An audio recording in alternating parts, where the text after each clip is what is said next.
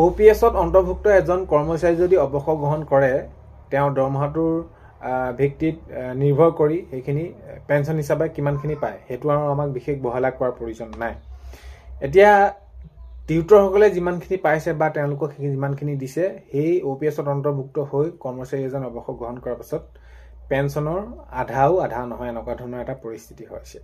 আৰু টিউটৰ শিক্ষাগুৰুসকলে এই বিষয়টো তেনেদৰে সেইখিনি তেওঁলোকে উল্লেখ কৰি আছে যে আমাৰ সমস্যাখিনি সমাধান কৰি দিব লাগে আৰু আমাক সমমৰ্যাদা তেনেদৰে দিব লাগে। এইখিনি ক্ষেত্ৰত আচলতে কিয় কোনো ধৰণৰ এটা পদক্ষেপ লোৱা নাই বা আগন্তুক সময়ত কি হ'ব এইখিনি ক্ষেত্ৰত মাননীয় মুখ্যমন্ত্ৰী মহোদয়ক এতিয়াও জনাই থকা হৈছে যে আমাৰ এই বিষয়টো সমস্যাটো সমাধান কৰি দিব লাগে।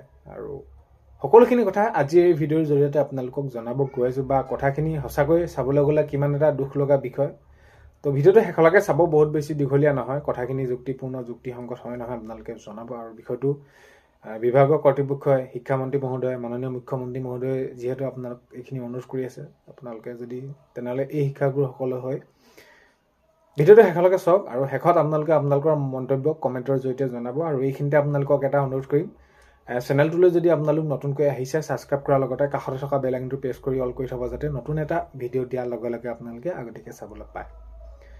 ভাল পালে শ্বেয়াৰ এটা কৰি দিব, লাইক এটা কৰিব। একেবাৰে আমি সহজভাৱে কথাখিনি পাতিম মানে কি, এই বিষয়টো শিক্ষামন্ত্ৰী মহোদয় আৰু মাননীয় মুখ্যমন্ত্ৰী মহোদয়ে যিহেতু এইখিনি ওপৰত কৈছে যে বছৰি 6% তেনেদৰে বৃদ্ধি কৰি দিয়াৰ ক্ষেত্ৰত, কিন্তু এইখিনিয়ে বস্তুটো যিটো পদক্ষেপ লোৱা হ'ল এই শিক্ষাগুৰুসকলক লৈ কেতিয়াও সমস্যাটো দূৰ নকৰে তেওঁলোকৰ।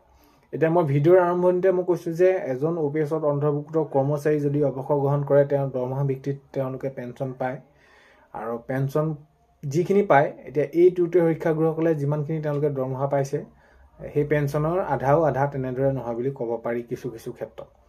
তো এতিয়া এই শিক্ষাগুৰুসকলে বৰ্তমান পৰিস্থিতিত এতিয়া যিটো সমস্যাৰ মাজেৰে তেওঁলোকে দিন পাৰ কৰিছে এইটো আৰু বেছি বিশেষ বহলাই কৰাৰ প্ৰয়োজন নাই।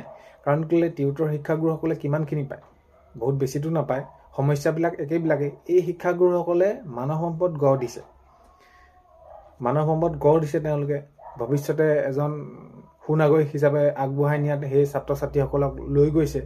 তো শিক্ষকৰ দৰে এটি পবিত্ৰ বৃত্তিত জড়িত হৈ তেওঁলোকে এতিয়া তেওঁলোকৰ যিখিনি প্ৰাপ্যৰ বাবে এতিয়া আন্দোলন কৰিব লগা হৈছে, দাবী জনাব লগা হৈছে। তাতকৈ আৰু দুখৰ বিষয়টো একোৱে হ'ব নোৱাৰে।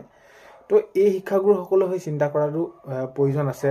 তো এইখিনি ক্ষেত্ৰত যিহেতু তেওঁলোকে মানি লোৱা নাই আৰু শিক্ষামন্ত্ৰী মহোদয়ে এইখিনি ব্যৱস্থাটো কৰি দিলে নিশ্চয় ভাল হ'ব। কাৰণ কেলৈ এতিয়া আমি যদি চাওঁ প্ৰতিটো ক্ষেত্ৰত প্ৰতিটো দিশতে কেনেকুৱা ধৰণৰ এটা পৰিস্থিতি আহি পৰে যে তেওঁলোকে যিখিনি পায় সেইখিনিয়ে কেতিয়াও সমস্যা সমাধান নহয়। এতিয়া জনপ্ৰতিনিধি এজন 5 বছৰৰ কাৰণে আহে, তেওঁলোকক আকৌ সেইখিনি তেওঁলোকে পেঞ্চন পায়।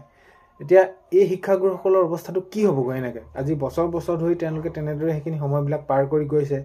তো অৱশেষত তেওঁলোকে যেতিয়া নেকি অৱসৰ গ্ৰহণ কৰাৰ পিছত তেওঁলোকৰ অৱস্থাটো কি হ'ব? ইমান দিনে ৰাইজৰ বাবে, সমাজৰ বাবে, ছাত্ৰ ছাত্ৰী জীৱনৰ বাবে বা চৰকাৰৰ বাবে সকলোখিনি কাম কৰি যদি অৱশেষত তেওঁলোকৰ এটা ডাঙৰ শূন্য হৈ গ'ল, তো তাতকৈ আৰু দুখৰ বিষয় কি হ'ব পাৰে? তেওঁলোকৰ নিজৰ মূল্যৱান জীৱনৰ সময়খিনি ৰাইজৰ বাবে, সমাজৰ বাবে দি অৱশেষত যদি তেওঁলোকে সেই বৃদ্ধ বয়সত স্বাস্থ্যৰ তেওঁলোকে যত্ন ল'বৰ বাবে নিজৰ যদি যি ৰোগৰ স্বাস্থ্যৰ বাবে তেওঁলোকে যিখিনি ঔষধ ক্ৰয় কৰিব লাগে সেইখিনিকে যদি তেওঁলোকে কৰিব নোৱাৰে আৰু পৰিয়ালটোৰ কথাটো থাকিলে, তো তেওঁলোকৰ অৱস্থাটো কি হ'ব? তো এই টিউটৰ শিক্ষাগুৰুসকলৰ হৈ এটা ভাল ব্যৱস্থা আকৌ কৰি দিব লাগে। আৰু মাননীয় মুখ্যমন্ত্ৰী মহোদয়ক এই বিষয়ত এতিয়া যিহেতু মাননীয় মুখ্যমন্ত্ৰী মহোদয়ে এইকেইদিন মুখ্যমন্ত্ৰী মহিলা উদ্যমিতা আঁচনি হওক বা বিভিন্ন কাৰ্যসূচীত তেওঁলোকে বহুতখিনি ব্যস্ত আছে আৰু তাত সেইখিনি মাননীয় মুখ্যমন্ত্ৰী মহোদয়ক উল্লেখো কৰিছে যে আমাৰ কি হ'ব, এই টিউটৰ শিক্ষাগুৰুসকলৰ কি হ'ব। এইখিনি কৈছে যে আপোনালোকৰ 6% বৃদ্ধি হৈ গৈ থাকিব, কিন্তু 6%কৈ বৃদ্ধি কৰিলেনো কিমানখিনি তেওঁলোকৰ বৃদ্ধি হ'ব? তো এইখিনি ক্ষেত্ৰত আগন্তুক সময়ত শিক্ষামন্ত্ৰী মহোদয়ে নিশ্চয় তেওঁলোকে যিটো বিচাৰিছে এইটো যাতে কৰি দিয়ে, কৰিব লাগে। কাৰণ কেলৈ তেওঁলোকে এইখিনি প্ৰাপ্য তেওঁলোকে পোৱা উচিত। আৰু সঁচাকৈ এই শিক্ষাগুৰুসকলৰ যিটো অৱস্থা আজি তেওঁলোকৰ পানীত হাঁহ নচৰা অৱস্থা, তেওঁলোকৰ সমান দুৰ্ভগীয়া কোনোৱে নাই। তো এইখিনি ক্ষেত্ৰত বুজি উঠা উচিত। সঁচাকৈ বহুত বেছি এটা দুখ লগা বিষয়। তো আগন্তুক দেখা যাব কি কেনেদৰে কৰে, কিন্তু এইখিনি যদি সমস্যাটো সমাধান কৰি নিদিয়ে শিক্ষাগুৰুসকলক, কিন্তু ইয়াতকৈ আৰু দুখৰ কথা একোৱেই হ'ব নোৱাৰে।